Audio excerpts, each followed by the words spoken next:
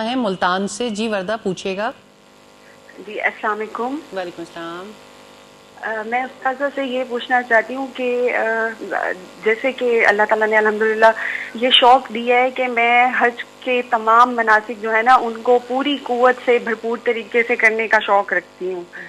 تو میں یہ پوچھنا چاہتی ہوں کہ میں ذاتی طور پر ایسے کیا اعمال کر سکتی ہوں شوق رکھنے کے ساتھ ساتھ کہ اللہ تعالیٰ ہمارا بھی انتخاب کریں. جزاک اللہ خیر. بہت شکریہ. جی استاذہ. یہ جو آپ کی آواز آخر میں لرز گئی ہے نا، یہی عمل چاہیے کہ اللہ سبحانہ تعالیٰ کے آگے آپ دعا کریں. اور دوسری بات یہ ہے کہ تدبیر بھی اختیار کریں کہ آپ یعنی زیادہ جو چیز رکاوٹ بنتی ہے وہ فائنینشلی انسان کے سم ٹائمز میٹر ایسے ہوتے ہیں جس کی وجہ سے مشکل پیش آتی ہے. کبھی صحت کے مسائل بھی ہوتے ہیں، کبھی فیملی میٹرز ایسے ہوتے ہیں، کبھی ارد گرد والے جو ہیں وہ اس یعنی خواتین کے بارے میں تھوڑا ناانصافی کا معاملہ بھی ہوتا ہے، خاص طور پر ینگ بچیوں کے لیے. تو اگر تو بات ہے فائنینشل میٹرز کی تو اللہ سبحانہ تعالیٰ سے طلب کیجئے اور پسنداز بھی کیجئے. کچھ نہ کچھ آپ کرنا شروع کریں گے تو اللہ تعالیٰ راستے پیدا کریں گے انشاءاللہ تعالیٰ. دعا مومن کا ہتھیار ہے، اس ہتھیار کو استعمال کیجئے، دعا کیجئے. اللہ تعالیٰ آپ کو شفائی کاملہ دے. استاذہ آج طبیعت کی خرابی کے باوجود آپ مسلسل سوالوں کے جواب بھی دے رہی ہیں. جی رابعہ میں آپ سے جاننا چاہوں گی، استاذہ کو تھوڑا سا وقت بھی دیتے ہیں.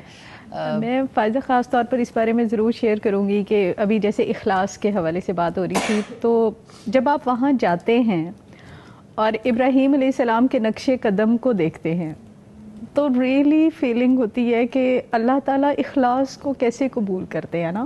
مجھے یاد ہے کہ جب ہم نے فرسٹ ٹائم ان کو دیکھا تھا تو اس وقت ہم قرآن ناجبہ کے حوالے سے پروف ریڈنگز کا سلسلہ جاری تھا اور پورے پاکستان میں سب الحمدللہ مل کر ماشاءاللہ قرآن پر کام کر رہے تھے. تو ہم نے اس وقت پہ اتنی زیادہ دعا کی تھی، اللہ جیسے آپ نے ابراہیم علیہ السلام کو اتنی برکت دی، اتنی زیادہ ان کی کوششوں کو قبول کیا، تو الحمدللہ اللہ تعالیٰ اس پروجیکٹ کو بہت آگے لے جانا اس طرح سے الحمدللہ.